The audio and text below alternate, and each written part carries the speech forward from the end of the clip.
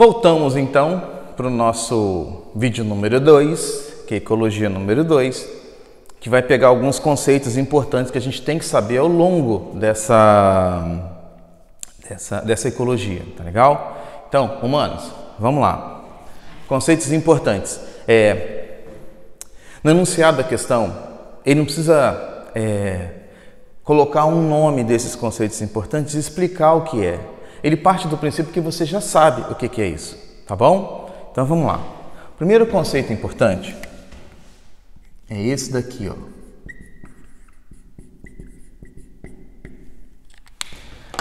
Habitat, ou habitat, do jeito que você quiser falar, tá legal. O habitat é o local onde ele vive. Como é que ele consegue sobreviver dentro daquele local? Se aquele local está legal ou não, adequado para ele sobreviver. Então, habitat é o local onde ele vive. Ok? Se aquele habitat não estiver legal para ele, ele sai daquele habitat e vai para um outro habitat. Tá legal? Se ele não quiser sair desse habitat e esse habitat não for favorável a ele, ele vai sucumbir, vai morrer ali. Tá legal? Bom, mas para viver em um determinado local, ele tem que ter uma função ali dentro. Ele interage legal com os meios, ele tem relações harmônicas com outros seres vivos, tem relações desarmônicas com outros seres vivos, ele consegue se reproduzir legal ali. Qual é a função dele ali? Ele serve de alimento para alguém, ele se alimenta de outro, então qual é a função dele? Então, essa função dele deixa de ser o habitat e passa a ser o nicho ecológico. Então, o nicho ecológico seria a função dentro desse habitat. Se ele perdeu a sua funcionalidade dentro desse habitat, ele vai ser eliminado. Ele não serve para aquele local. Ele tem duas opções, ou ele vai embora ou ele morre. Ele vai servir de alimento para alguém, tá bom? Vamos dar um exemplo aí. Qual é a função da barata? Já tem gente assim, é um bicho nojento, não deveria existir, não sei porque que tem aquela porcaria, serve para quê? Se não tivesse função nenhuma, a barata teria sido extinta. Só que seu número duplica a cada 6, 7 anos. Então tem alguma função. 60% do lixo degradado no planeta é degradado pela barata. Então a barata vive do lixo praticamente. Se ela vive do lixo e o nosso lixo está aumentando, vai aumentar o número de barata também. Uma coisa simples, tá legal? Deixa eu concluir. Quem já assistiu um desenho chamado Wall-E, onde aquela maquininha, o Wall-E, vivia num planeta sujo, cheio de lixo? Qual era o amiguinho do Wall-E? Lembram não? Era uma barata. Então, todo ser vivo em um determinado local, ele tem uma função. 90% das mulheres que eu conheço têm IRC de lagartixa. Nossa, esse bicho nojento, mata a lagartixa, ela pode pular em mim e me morder. Cara, a lagartixa tem uma função. A função dela é comer insetos, os insetos que estão na sua casa. Então ela é benéfica, ela tem uma função e por isso que ela está ali. Se não tiver inseto, se não tiver nada, não vai ter a lagartixa. Mas a opção que você faz é o quê? Matar a lagartixa, porque a lagartixa você está vendo e você acha ela nojenta. Tá legal? Deixa a lagartixa em paz, por favor. Bom, então nós temos um local e uma função dentro desse local, ok? Bom, esses seres vivos, eles se relacionam com fatores físicos, fatores físicos, vamos ser chique, tá legal? Abióticos. É, legal, né? Abióticos. Pronto. Esses abióticos são fatores não vivos ou físicos. Fatores físicos importantes. Nós temos a temperatura, água, salinidade, sais minerais, um monte. Mas são fatores não vivos, tá legal? Esses fatores físicos caem na sua prova com o nome de fatores abióticos, ok? Os seres vivos entram como fatores bióticos. Fatores bióticos. Ou também chamado de fatores vivos. Lembra quando eu falei lá no vídeo passado, na aula passada, que os seres vivos interagem com o meio? Isso aqui seria o meio. Tá legal? Os nutrientes, a temperatura, a água. E os fatores vivos, então, vão tentar sobreviver ali. Esses seres vivos, eles são classificados em 3 grandes grupos. Vamos colocar aqui. Ó, são os produtores, são os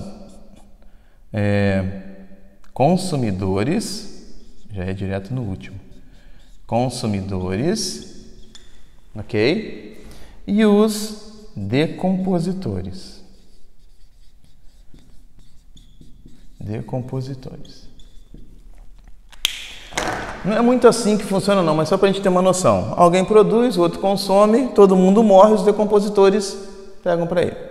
Bom, esses produtores são aqueles que sintetizam o seu próprio alimento, tá legal? Fazem um processo que você tem muito IRC dentro da biologia, que é a fotossíntese e a quimiossíntese, e eles sintetizam o seu próprio alimento.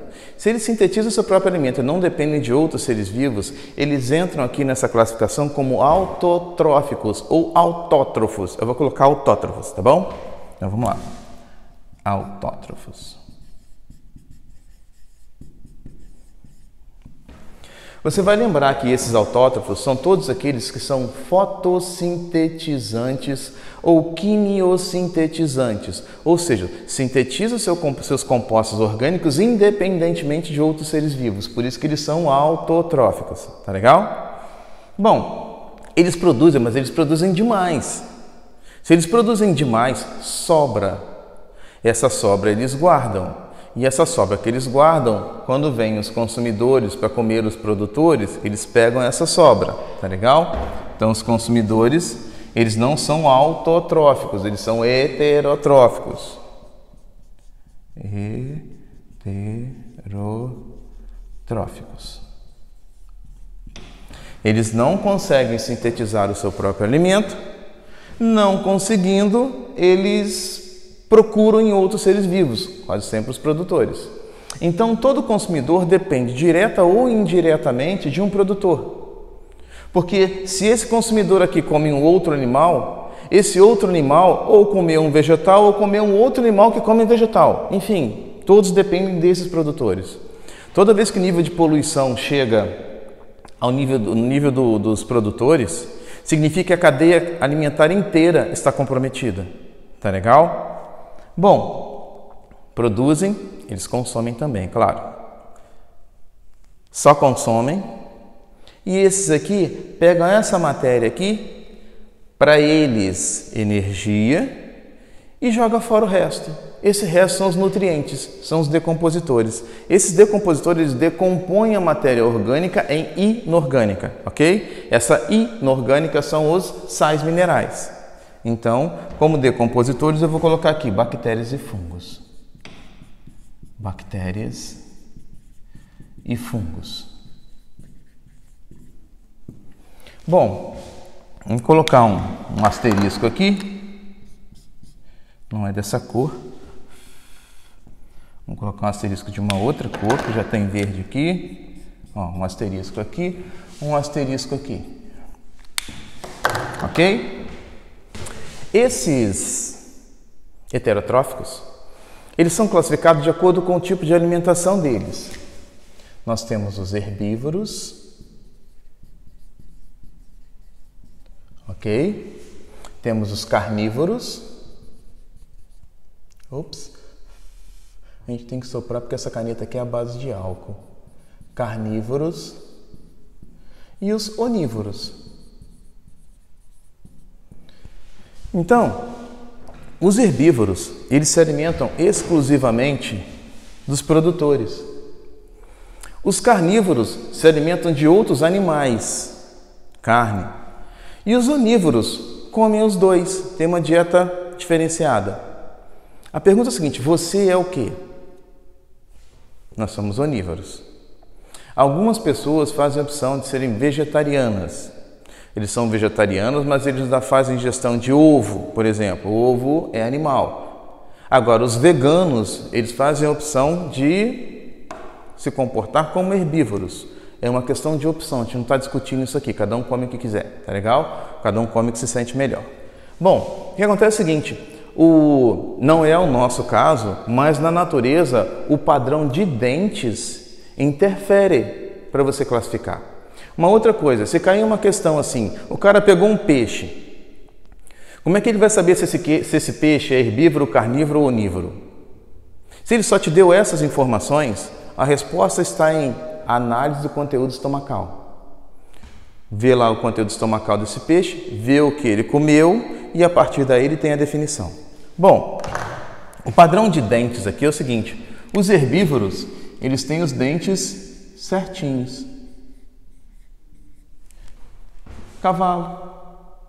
Quem assistiu o Rei Leão? Timão. O Pumba, no caso só o Timão, tá? O Pumba não.